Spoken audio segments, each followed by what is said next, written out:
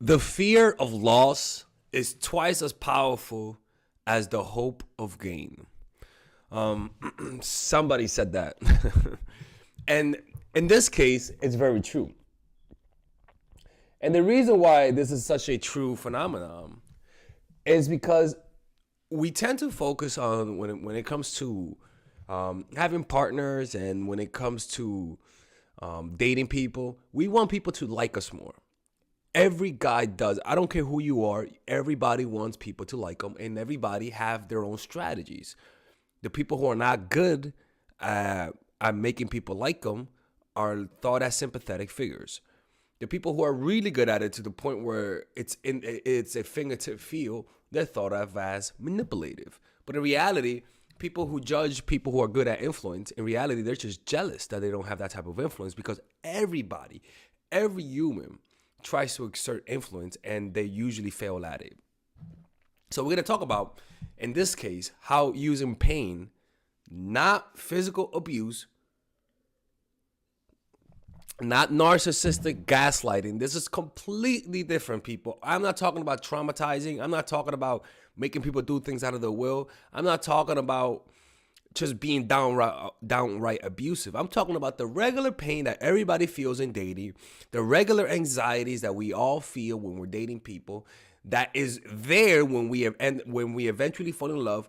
I'm going to teach you how to accelerate that process, all right? So we're going to learn why pain is important, who doesn't this work on, how to inflict healthy pain, all right? Like how to apply this in your life, okay?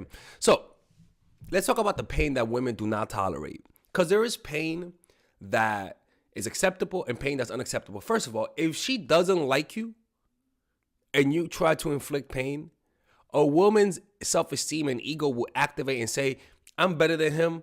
He's not going to do that to me. All right. So in order to apply this, you got to make sure that she has some kind of attachment.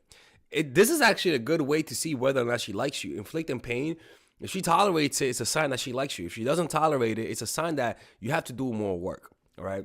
The next type of pain that women don't tolerate is physical and verbal abuse. Now, some women do tolerate it, but fuck that. Guys, listen to me, man. I know amongst one out of every 100 dudes, for the most part, will hit a woman and abuse her. I'm discouraging you guys from doing this because most likely, you know what I'm saying? I'm not trying to be Mr. I'm an angel, but come on, man. Like, this is not what I'm talking about. Don't abuse women. Don't hit women. Don't verbally call them names. That's not nice. That is not what we represent here. Because understand, most women, if they get murdered by their partners. You know what I'm saying? You know what I'm saying? So if I could prevent that with this video, then yeah, don't do that, please. The next type of pain that women do not tolerate is falling in love with another woman. Not cheating in terms of sex, because that's men's red line. A man would not tolerate a woman who has sex with another guy, but a woman is also as intolerant of a man developing an emotional connection with a woman. A woman will forget if you have sex with a woman. She'll be most likely forgive you. But if you fall in love with another woman, that's the equivalent of a man finding out his woman has sex with Tyrone, the personal trainer. So that's one thing, right? So let's talk about why pain. Like I said in the quote initially, the fear of loss is twice as powerful than the hope of gains. In other words, it's not just the fact that she loves you and that she's imagining a good future with you. You need the opposite. You need the other polarity. With the thought of being with you, she should also simultaneously feel what would it feel like if you weren't around. The pain we're referring to is a prelude to the inevitable. What could possibly happen? We all know things will not last forever. We all know we're gonna die. But deep down, we repress that thought by focusing ourselves on distractions.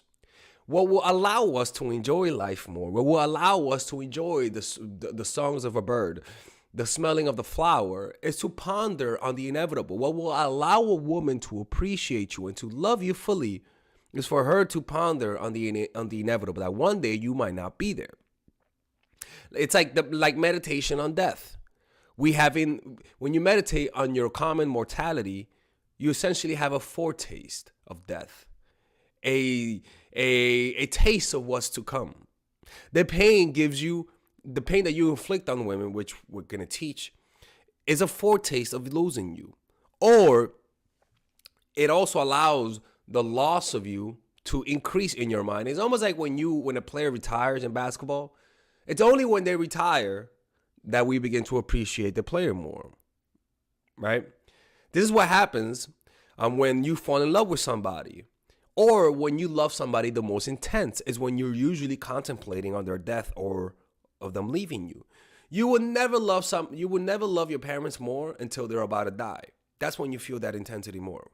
So if you could bring upon her your potential mortality in terms of the relationship and keep it in her mind, she will create that polarity where she's thinking about the beautiful future, but also the possible nightmarish future of you leaving him. And that conflict, that friction creates sparks. That's literally physics also, right? That is literally physics.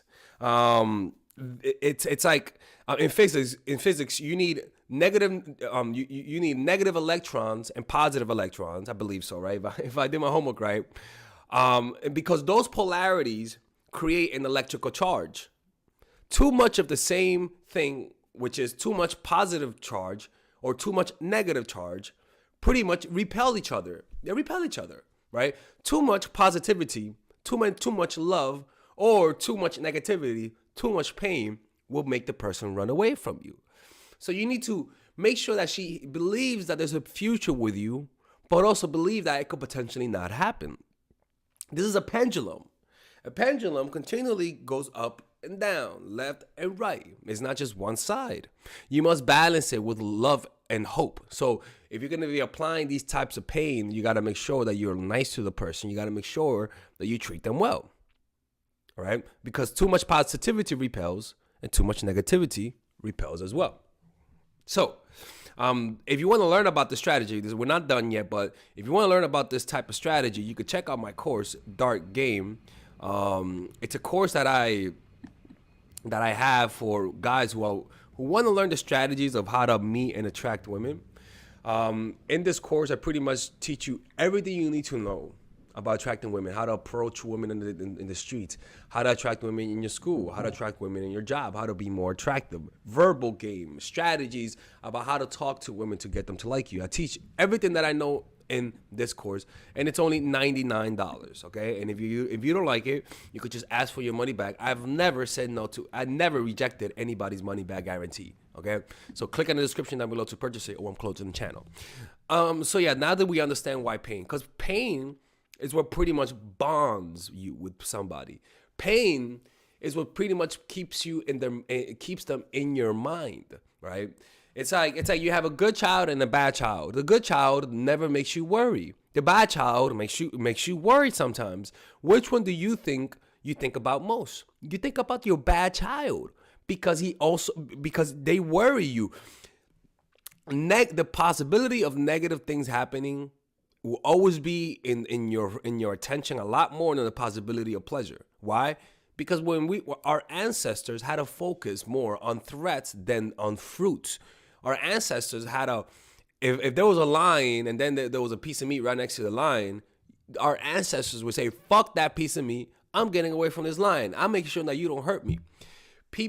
You will be more in people's minds if you are able to inflict this type of pain, right? So who this does not work on, because this pain works, but it works on certain people.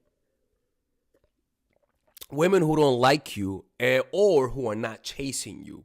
If she doesn't like you, which you could tell, how do you know? Because you applied the strategy and she doesn't give a fuck. For example, yesterday, a woman asked me to hang out yesterday on Saturday, and I was like, cool, Saturday at 4 p.m. Friday came on, and she was like, hey, I'm at this bar near you. You want to meet up? I didn't want to meet up. Why? Because it was last minute. I already bought my food to go to sleep. I already smoked. I'm not going. I'm too tired. Right? And I didn't respond until the next day. I was like, hey, I'm sorry. It was too last minute. And then I was like, anyways, I'll see you later on tonight. She didn't respond to me. This morning, she responded and say, hey, I'm sorry. I took a day off yesterday, blah, blah, blah, blah. In my mind, I'm like, you could have texted me that. You could have told me that. Twice already, she fucked up in communication. And I was like, well, you know what, man? Like, I really would love to hang out with you, but you already flaked on me twice. I don't know if you're gonna show up next time. Anyways, have a good weekend. That's pain. I'm saying no, right? But I'm also being polite. If she actually liked me, she would have said, I am sorry, let me make it up to you, or come on, man, let's just give it one more try. If she actually liked me. But she didn't like me. So her ego didn't get involved. So she just said, fuck it. You get what I'm trying to say? So it's kind of like, this works only when it works. You said, and the only way for you to find out if it works is to do it. But 90% of the time it's not going to work, because 90% of the time when a woman disrespects you, when a woman does anything, it's because she doesn't give a fuck about you. She just doesn't care. So what you got to do is inflict a little bit of pain as a way to stand up for yourself. And that pain is saying, no, I can't meet up, it's too late. Or if she's 30 minutes late, you could just say, hey, I gotta go, it's too late. If she doesn't give a fuck that you left and doesn't ask you out again, that just means she just didn't give a fuck. You know what I'm saying? So inflicting pain is a test to see whether or not she likes you, and is a way to stand up for yourself, because then she says, at least he doesn't tolerate bullshit, right? The next people who it works on, women who are chasing with a lot of ego, who are talking to you. If she thinks she's better than you and you stand up for yourself, a lot of the times, no, not that. Like, women who are actually chasing you, who are showing interest, if you pull away, you'll notice that it'll work on them, right? And especially if they have a lot of ego, okay? I don't think that made any sense. Sorry about that, people. So how do you inflict healthy pain? One, let's get the basics down, the things that I talk about the most. One, see them once a week in the first 2 or 3 months. Just see them once a week, because they want to see you more. You see what I'm saying? So you don't give them too much access to you. Develop the texting pattern of the first text of the day that she sends you. You take 2 to 3 hours to respond to the first text of the day. From time to time, you respond fast. Once out of every 4 times, if she texts you in the morning, you respond fast. But the other times, you take a while, 2 to 3 hours to respond. You vary it so that she doesn't think that there's a pattern.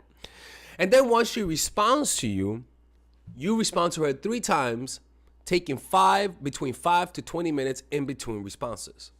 After the 3rd time of responding, you go back to responding every 2 to 3. You go back to after you respond to her 3 times, you go back and message her and take around 2 to 3 hours to respond. And sometimes you take 6 hours, right? You see what I'm saying? You vary it. So one day, you text her in the morning, right? No, she texts you in the morning. And then 4 hours later, you respond. You go back and forth with her 3 times, and then you message her 6 hours later, right? But then the next time, after the 3 times of texting, you don't message her 6 hours. You don't respond to her 6 hours later. You respond to her 2 hours later. You see what I'm saying? You see what I'm saying? She cannot be like, oh wow, every single time he texts me 2 to 3 times. He always takes 6 hours. He must be playing a game. You don't want that, okay? So that's a texting pattern. And being sporadic with your scheduling. That means that once out of every 4 or 5 times, you cancel a date with a valid excuse. Always blame your work, blame your school, blame your energy level. Say that you feel sick, say this or that. The point is that you want her to feel a little bit of disappointment sometimes. You want her to feel impatient. Why? Because by human nature, humans are naturally impatient creatures. The next thing is sweet nothings that comes with contradictory behavior. Talk about the future. Talk about how you guys should go here. Talk about how you should take you to that vacation. Talk about how you have a surprise for her. Talk about how you miss her. But make sure that your actions don't show those words. So if you disappear on her for 6 days, and then you come back and say, hey, baby, I miss you. Those are sweet nothings. Those are words that are not backed up by action. You see what I'm saying? So it's kind of like you say positive things with your words. You say how much you like her. You say how you see a future with her. But then your actions say that you see her as a friend with benefits. Sweet nothings are there to distract her from your cold behavior. So you might cancel on her from time to time. You might be late to the dates, right? You might act cold in person, but with your words over text, you're more hopeful, you're more positive, right? Random client. Why is this client calling me? Okay, you're more positive. People should not be calling me at this time. Right? So that's one thing, right? Sweet nothings. The next thing that you could do is insinuation. The art of insinuation. Talking about the insinuation is a diabolical strategy where you insinuate something and then instantly change the topic. So, for example, it could be that an example with a dude, it could be that you have a white dude who's skinny, you're dating a white dude who's skinny, right? As a woman. And then you say, oh, wow, I love the way The Rock looks. He's actually one of my favorite athletes. And then you change the topic. You make sure that the guy does not say, what do you mean he's your favorite athlete? Oh, why? Because he's big and black and I'm not big and black. You change the topic. Why? Because then by changing the topic, you allow that to get in his subconscious. And one day he's taking a shower and then he says, I want to go to the gym. Or he begins to get jealous or even hate big black dudes because he threatens his girl, right? And that actually makes him like her more because he feels like he's behind the ball. That's the art of insinuation. You say a comment that this person doesn't have. So if this girl is poor and not ambitious, you talk about how you love fucking, I don't know who's the fucking, let's just say you love Marie Curie. No, and make sure they're alive. Let's just say you love, who's a famous woman who works hard? You know, you love some random fucking girl who's successful and works hard. Or maybe she's white and skinny. You say, oh man, I love Doja Cat. She's one of my favorite ones. I idolize her, and she's cute too, right? And you change the topic. Make sure that she doesn't say, what are you talking about? What do you mean by that? Make sure that she doesn't do that, because then it'll get in her unconscious, right? What you'll notice is that she'll actually all of a sudden be more attracted to you because she feels like she's not your type. She's not a 10 in your eyes. The next thing is saying good things about your ex. This is evil, but it's true, right? Saying good things about your ex. Literally, just saying good things about your ex, right? Or saying how she broke your heart, right? All of those things makes her compare herself to your ex, which is good. Having female friends or exes that are friends. That's a big one as well. Taking disrespect as a time to pull away. If she disrespects you any way, shape, or form, if she is always late to texting, or if she does anything that you deem disrespectful, you call her out on it. You say, look, man, I don't like that you were 30 minutes late on the date, so I left. She's like, but why did you leave? I'm like, look, man, I value my time too. I don't think you value my time, man. I don't like that kind of stuff. I treat you with respect, so I don't understand why you can't do the same for me, right? Finding moments of disrespect and pulling away and getting colder. And then you act a little cold. What you'll notice is that if she likes you, she's not going to say, stop being a little bitch, nigga. No, she's going to be like, oh, I'm sorry. What can I make it up to you? Blah, blah, blah. And you'll notice that she might cook you your favorite dinner. She might do things for you, right? She'll be extra sweet, which is a sign that it's affecting her. The next thing is not calling her after sex or if you just met the girl, right, as an example, right? And you just initially met her. After sex, just don't call her. Just don't call her after sex. Women don't like that. Call her a week later. And number 8, what you could do is just act cold. One day you meet her and you just don't want to have sex. You're a little bit distant. And she'll be like, what's wrong with you? Are you okay? You're like, I'm good. I just want my distance today, man. I'm tired. I had a long day, right? You just make her feel like, wow, he doesn't even want to touch me. What's going on? And then the next day, you're more physical. You're more there. You're more aware. You actually say, sorry, sometimes I act a little weird, right? Those polarities, that kind of pain makes a woman fall in love with you a lot of the times. This only works when a woman has the capacity to love you. If deep down she will never love you, this will never happen, right? But what this does is that it speeds up the process. You see what I'm saying? All right, guys, I hope you guys enjoyed this video. If you want me to, let me know what other things that you guys have learned that makes a woman like you. What kind of pain do you think? Healthy pain, though. Seriously, not some evil shit, man, because some guys do that shit. What kind of healthy pain have you inflicted on a woman that makes her like you? I feel like female competition is one of the best ones. Insinuation is one of the best ones. And not taking disrespect and using that as an opportunity to show your value is a big one, all right? Anyways, I hope you guys enjoyed this video. If you guys want to work with me one-on-one, go to mindfulattraction.org and you are able to work with me one-on-one. I'll see you guys in the next video. Take care and be safe. Let's see where.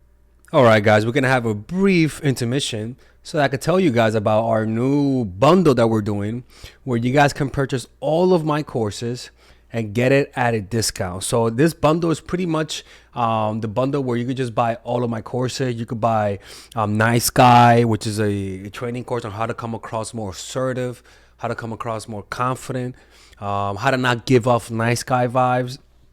You guys can get access to Dark Game, which is my full dating course on how to meet women in different scenarios, how to attract women, how to make sure you don't come across as creepy, and essentially how to act like a man and not act like a doofus, to be quite honest with you. And you get all of these bonuses, which is the bonuses of Dark Game, the bonuses of Practical Mastery, which is about how to master a skill, Social Mastery, which is how to master your social life, and the Laws of Human Nature, which is a book club videos that I had dissecting Robert Greene's book. All of this is naturally at around naturally is at $346, but you guys can purchase this bundle and get it at what's the price again? Get it at 238 pretty much. So you guys can purchase it right now. It's a money back 30-day money back guarantee. It's a good way to, rather than just buying them individually and paying extra, you guys can just purchase everything at a discount price. Now, the only thing I don't like is the fact that I'm giving you a lot of information at the same time. That makes me kind of scared because a lot of times people don't do the things that I teach when you get too much information. But I've gotten too many requests to do this, so I'm just satisfying you guys. Purchase it right now by clicking on the description down below where it says purchase the bundle. All right, let's continue with the video.